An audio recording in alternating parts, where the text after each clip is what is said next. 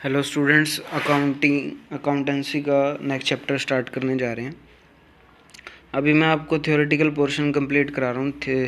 इसके बाद मैं धीरे धीरे आपको प्रैक्टिकल पे ले जाऊँगा। पहले थ्योरेटिकल पोर्शन कर रहे हैं तो ऑनलाइन वीडियो में थ्योरेटिकल पोर्शन करना थोड़ा सा इजी है। प्रैक्टिकल क्वेश्चन करेंगे धीरे धीरे, पहले ये थोड़ा सा थ्योरेटिकल कंप्लीट कर लें। तो आज मैं आपको सिखा रहा हूँ अकाउंटिंग क्या होती है। देखिए, मैं एक एग्ज़ाम्पल के थ्रू आपको समझाऊंगा। मान लीजिए एक करियाने की दुकान है। करियाने की दुकान पे बहुत सारा सामान पड़ा हुआ है। आपको पता है करियाने की दुकान पे बहुत सारा सामान होता है। वो डेली कुछ ना कुछ सामान सेल करते हैं। किसी को कुछ सेल कर दिया, कोई आया सामान, थोड़ा सा सामान ले गया, पैसे दे गया, ख़त्म। कोई आया, कोई ऐसा पर्सन भी आते हैं जो एक बार ले गए, वो महीने बाद पैसे दे के जाते हैं, 2 महीने बाद दे के जाते हैं, साल बाद भी पैसे दे के जाते हैं। और जो एक करियाने की दुकान है, इनका जो सामान है ये मान लीजिए किसी शहर से आता है, होलसेल की दुकान से। तो मतलब इन्होंने कुछ सामान ख़रीदा और कुछ सामान बेचा। तो ये जो अपने सामान ख़रीदना और बेचना है, इसकी डेली एंट्री, मतलब डेली इसको लिख लेते होंगे ये, कि कितना सामान किसको दिया, कितना सामान किससे लिया, कितने सामान किसी को देना है, कितने पैसे किसी से लेने हैं। तो इसको वो नोट डाउन कर लेते होंगे। नोट डाउन करने के बाद ये हर नोट डाउन करने के बाद रात को या नेक्स्ट डे या 1 महीने बाद या 15 दिन बाद वो देखते होंगे कि 15 दिन का क्या हिसाब किताब हुआ है। वो चेक करते होंगे कि किससे कितने पैसे लेने हैं। राम से इतने लेने हैं, शाम से इतने लेने हैं, फलाने से इतने लेने हैं, एक बंदे से इतने लेने हैं, एक बंदे को इतने देने हैं जिससे सामान ले रखा है। तो वो खाते बनाते होंगे जिसको अकाउंट्स कहते हैं। तो अलग अलग नाम के अलग अलग अकाउंट्स बनते होंगे। तो सबसे पहले इन्होंने क्या किया था, अपनी चीज़ों को, मतलब डेली जो काम करते थे उसको लिख लिया। फिर 15 दिन, 20 दिन, महीने बाद उसको देखा कि किससे कितने पैसे लेने हैं, किसको देने हैं। फिर पूरे साल बाद जब इनका सिस्टम कंप्लीट हो जाता है, 1 साल कंप्लीट हो जाता है, तो ये चेक करते हैं कि हमने कितना सामान ख़रीदा, कितना सामान बेचा, हमको प्रॉफिट हुआ या लॉस हुआ। तो ये जो प्रॉफिट लॉस हुआ उसको चेक करते हैं फिर लास्ट में 1 साल के बाद। मतलब ये सारा सिस्टम अकाउंटिंग में किया जाता है और इसी को अकाउंटिंग कहते हैं। मतलब ये एक एग्जांपल है कि सभी करते हैं, आम तौर पे हर कोई करता है अकाउंटिंग। मतलब कोई छोटा छोटा दुकानदार हो चाहे कोई बड़ा से बड़ा बिजनेसमैन हो, सभी अकाउंटिंग करते हैं। तो अकाउंटिंग इज़, मैं इसको रीड कर रहा हूँ, accounting is the art of recording, record करना। क्लासीफाइंग, क्लासीफाई का मतलब बांट देना। मैंने अभी कहा था कि देखना, वो 15-20 दिन में देखते हैं अलग अलग बांट के। एंड समराइजिंग, समराइजिंग का मतलब रिजल्ट निकालना, प्रॉफिट हुआ या लॉस हुआ। ए सफिशेंट मैनर, मतलब एक बढ़िया तरीके से। And in term of money transaction, पैसे में देखना। कोई भी चीज़ बिना पैसे के अकाउंटिंग में रिकॉर्ड नहीं की जा सकती थी। तो अकाउंटिंग क्या है, एक कला है जिसमें रिकॉर्ड करना आता है, क्लासिफाई करना आता है, समराइज़ करना आता है, और एक बढ़िया तरीके से और पैसे में। ठीक है, तो ये अकाउंटिंग है। अकाउंटिंग के हमने फीचर्स पढ़ने हैं, सॉरी करेक्टरिस्टिक हैं आगे। Accounting is an art as well as science. Accounting एक आर्ट भी है और एक साइंस भी है। अकाउंटिंग आर्ट और साइंस कैसे है, कॉमर्स वाले आर्ट साइंस ये नहीं है वो। मतलब अकाउंटिंग जो है एक कला है, करने का तरीका आता है। आप धीरे धीरे जैसे जैसे आगे बढ़ोगे आप सीखोगे कि अकाउंट्स और खाते कैसे बनाए जाते हैं, तो वो सीखना ही एक कला है।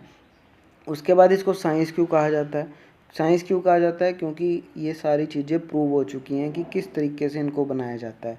हर चीज़ के रूल्स रेगुलेशन बने हुए हैं, हर चीज़ के नियम कानून हैं कि अकाउंट बनाने के एक तरीके होते हैं जो मैं आपको धीरे धीरे करके सिखाऊंगा। तो इसीलिए इसको आर्ट भी कहा जाता है और इसको साइंस भी। Art is a technique in which predetermine objective are achieved, मतलब बढ़िया तरीके से प्री डिटरमाइन, जिसको हम पता है अभी उसको लिखना कैसे है।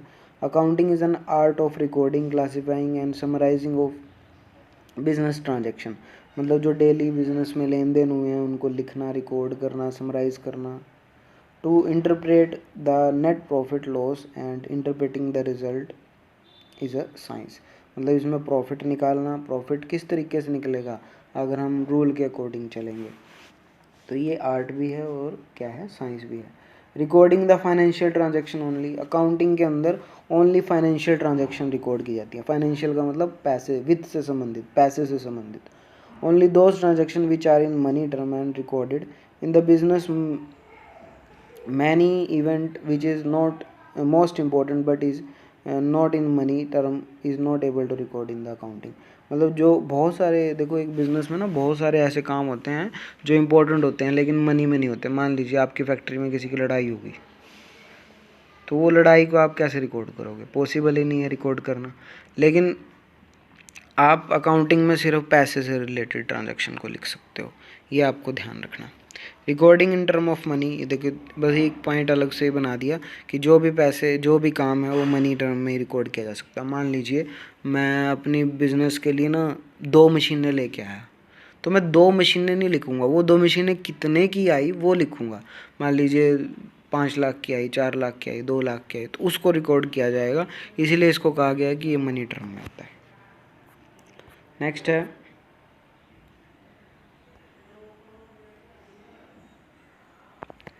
क्लासीफाई करना।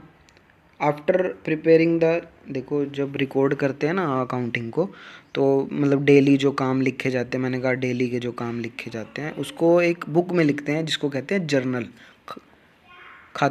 जर्नल में लिखते हैं, और जर्नल में लिखने के बाद उसको अलग अलग खातों में डाल दिया जाता है। और अलग अलग खातों में डालना मतलब क्लासीफाई करना। क्लासीफाई का मतलब बांट देना।